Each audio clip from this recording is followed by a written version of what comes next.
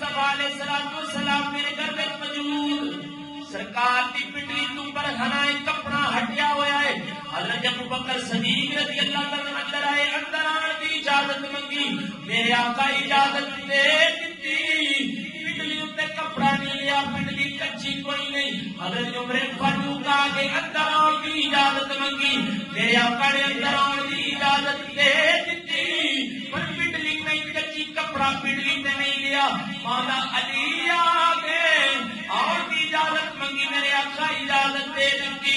حضرت علی چلے گئے, ابو بکر چلے گئے, عمر چلے گئے. اتنی دیر میں حضرت عثمان غنی آگے دروازہ کھڑکایا, اندر آنے کی اجازت منگی. میرے آقا نے سب کو پہلے اٹھ کے کپڑے سیدھے کیتے. وہ جڑی پنڈلی میرے مصطفیٰ کی نظر آ رہی سی وہ کچ لیا. جدو سارے صحابہ چلے گئے, اما عائشہ کر کے آقا میرے ابو بکر آئے نے, تسا کپڑے سیدھے نہیں کیتے.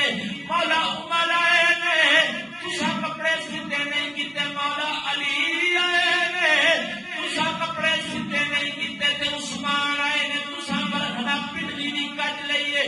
آپ بھی سیدھے ہو کے بیٹھ گئے ہو. میرے آقا فرمایا عائشہ میں او دے کولوں حیا کیوں نہ کراں, میں او دے کولوں حیا کیوں نہ کراں, جدا حیا آسمان دے فرشتے کر دے. میں او دے کولوں حیا کیوں نہ کراں, جدا حیا آسمان دے فرشتے کر دے. اللہ اکبر.